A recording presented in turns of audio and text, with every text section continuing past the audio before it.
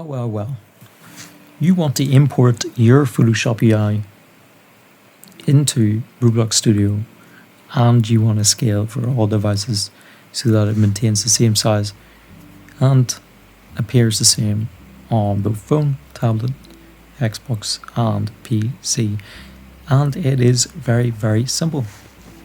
So let's hop on to Photoshop, like we've got open right in front of us, and you've got your lovely UI that you've made.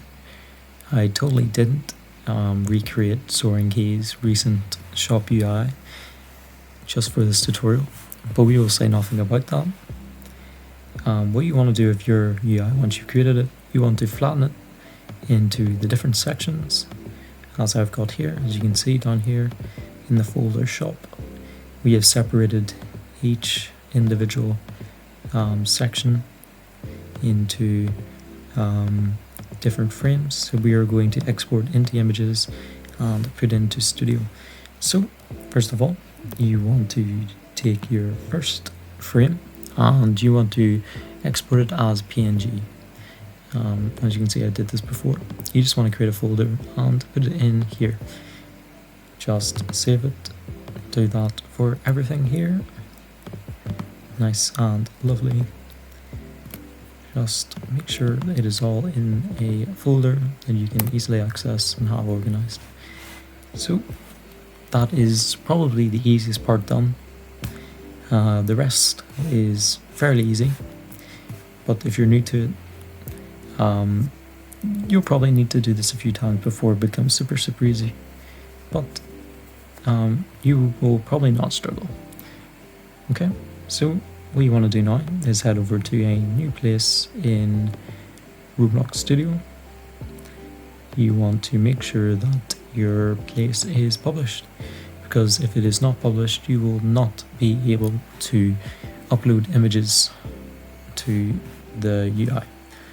Okay, so on the right hand side, you should have Explorer and Properties tab opened.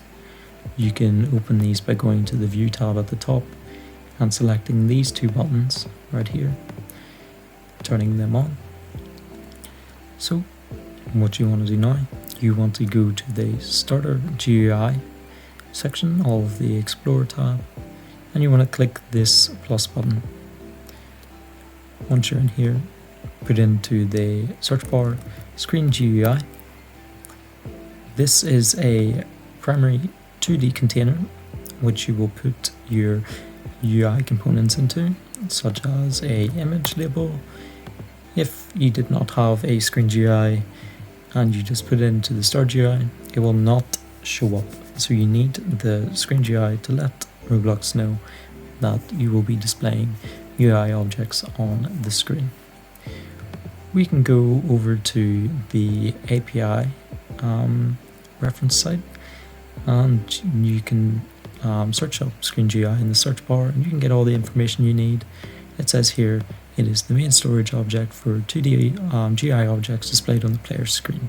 Screen GUIs will only be shown if parented to the player's player GUI, which will automatically be put into the player GUI when the game is run. So when you're in Studio, you put it in the Starter GUI. So next, we want to give it a name, obviously, to keep it nice and organized. We're going to call it main UI. So we're going to put all our UI in here.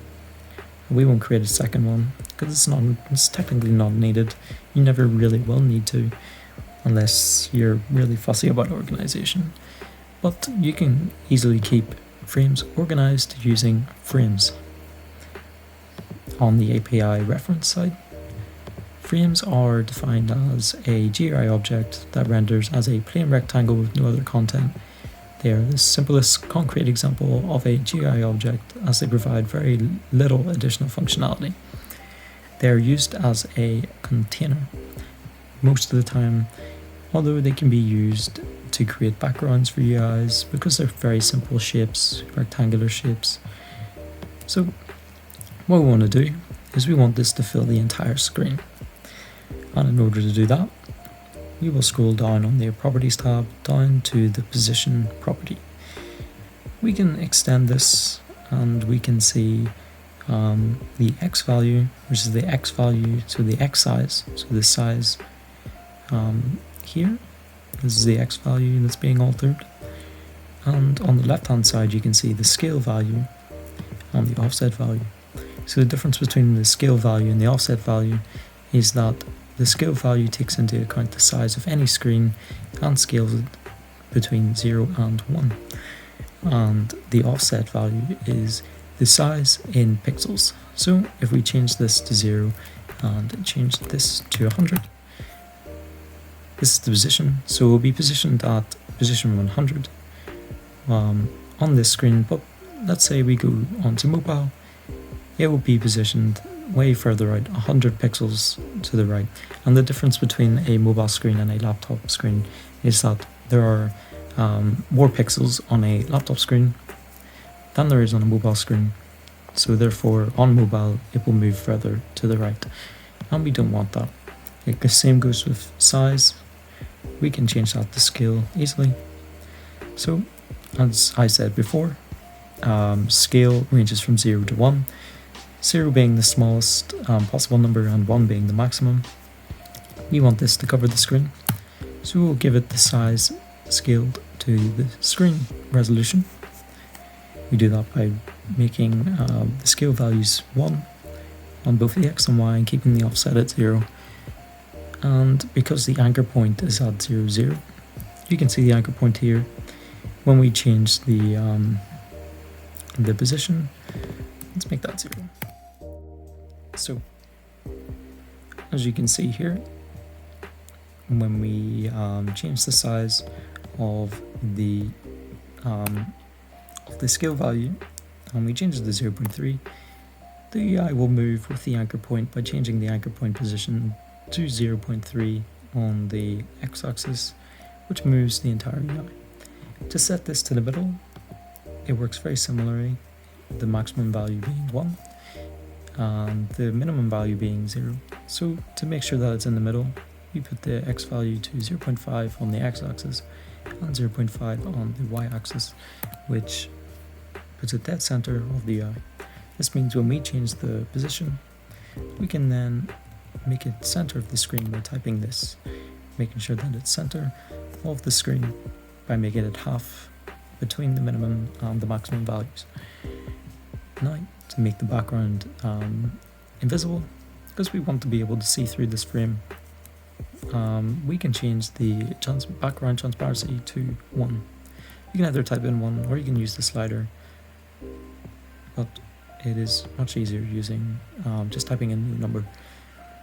Okay, that is everything that you need to do with the properties here, except for the name. We're going to name this main frame, as this is going to be the container for the other frames and components we're going to use for the UI.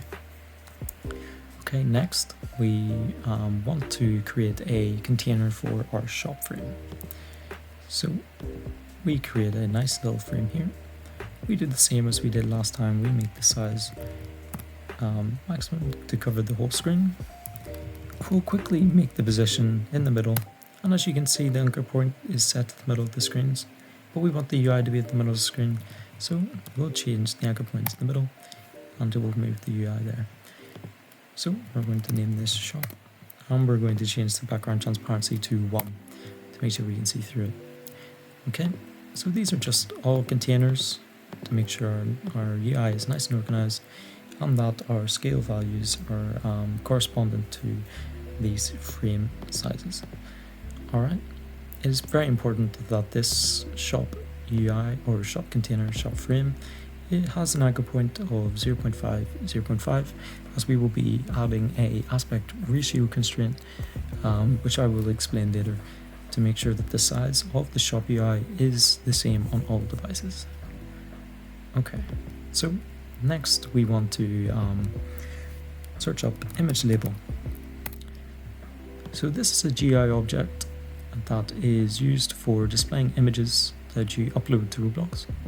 And in order to upload images to Roblox and assign them to this GUI object, you scroll down to image on the image label properties, click it, Oh, we'll need to scroll down a bit and press add image, press choose file, and then obviously go to your lovely folder with your images, click it, and then press create.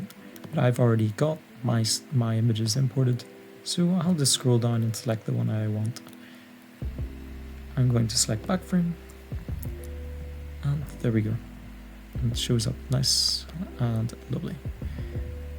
As you can see, the image stretches, and we might not want this on most cases, and for this case we do not.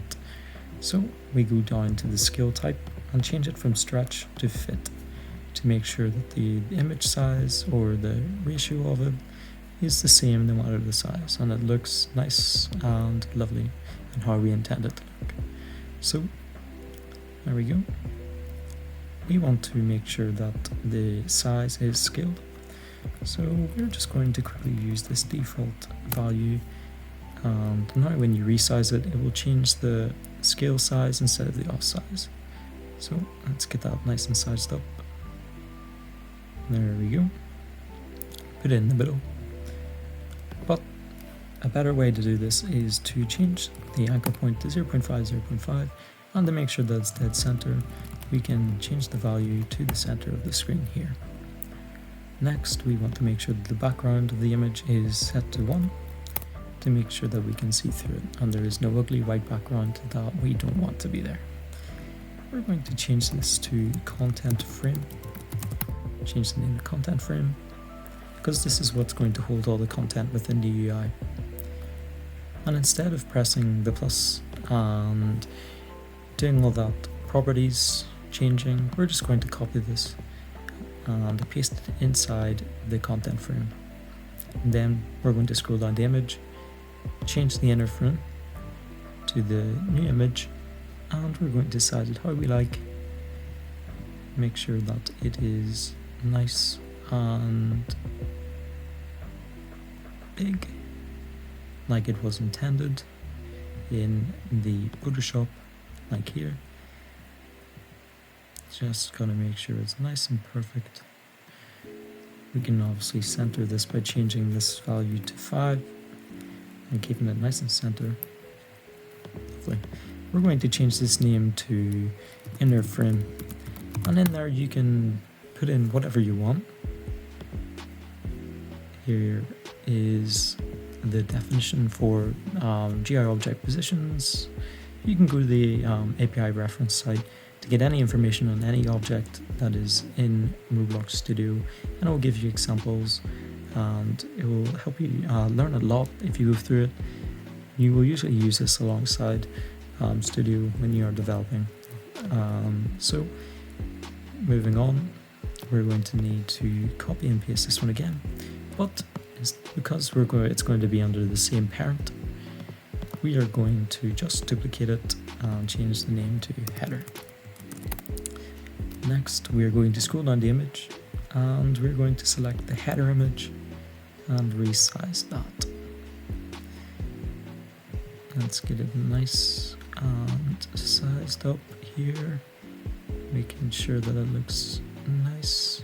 Let's make sure that is right dead center on the x-axis. Let's push it a wee bit. There we go. Nice and lovely. Okay, there's nothing more we need to do here. Now we have a button that we need to import, and because it is a button, in the scripts we are going to be firing events off it, and image label does not fire events when button is clicked. So we're going to press the plus and we're going to search up image button. We're going to bring that in here. We are going to make the anchor point into the middle of the GUI object. Then we're going to make the background transparency 1. We're going to make sure that the size is scaled or changed to scale when we resize it.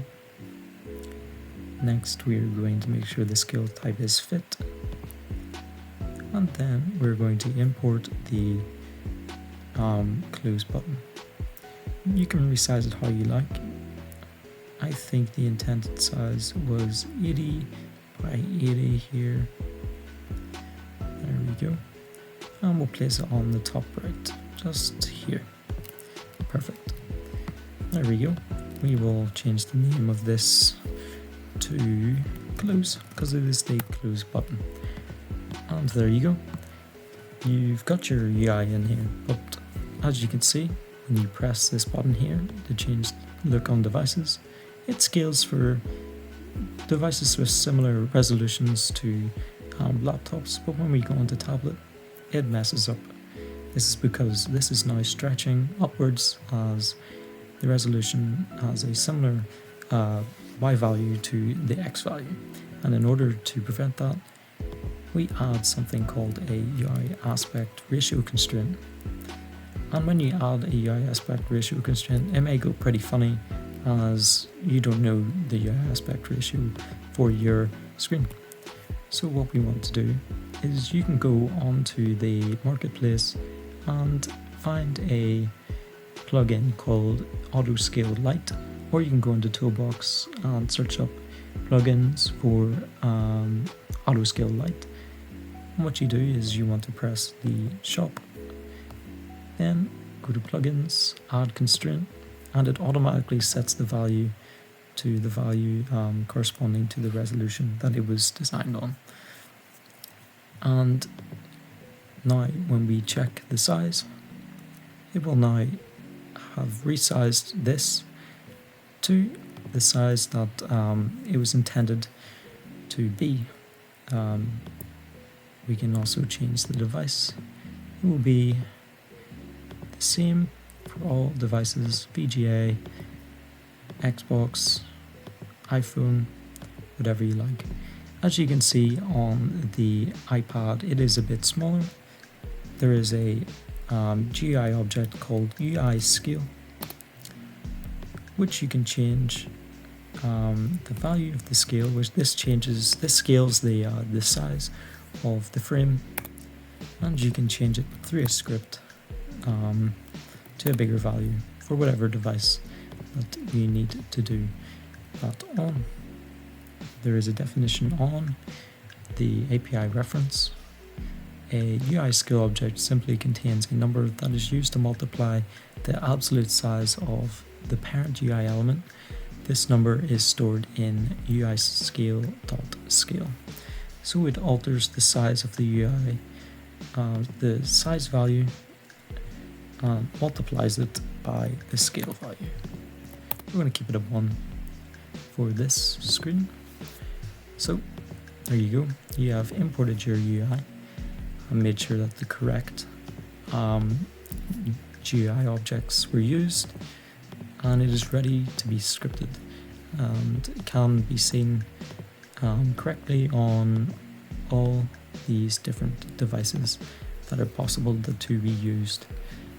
If you would like to import text, for example, you have text in your Photoshop project like so, you cannot save this as a PNG and import it into Roblox if you want that text to change.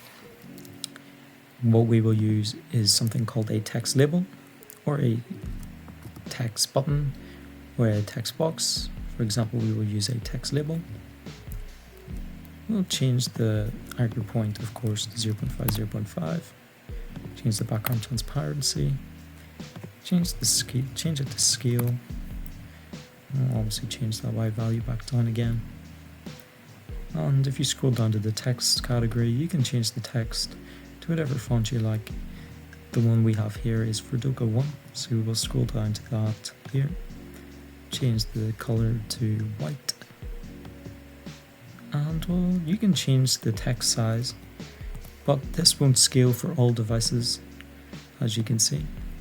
So we'll enable text scale and we'll size it with the Y value of the size. So now in other devices, it will be the same size. Okay, and just for an extra tip, you can also use UI stroke to add strokes to your UI. And you can change the transparency of it, the size, or the thickness, sorry, the color, and of course the line join mode to bevel, meter, and round. Round is the most popular. You can also use bevel to fix the issue of these little weird holes here. If the UI is, or if the text is small, you can use that to avoid that. But we'll keep it at round and make it nice and big. You can see the difference is better here when it is bigger. We will change that to bevel, meter. Well, you can't really actually because it's text, but okay. That's how you import text. And there's other very many different GI objects that you can use for your UI, and you can use the API reference to look at them all and see which ones you need for your UI project. And by using the little tips and methods that I've taught you today using this video, you'll be able to scale and import whatever you like, and make sure that those new GUI objects are the same with scaling with the other images, frames, etc. that I showed you how to do today. So thank you very much for watching. I hope you learned a lot. See you.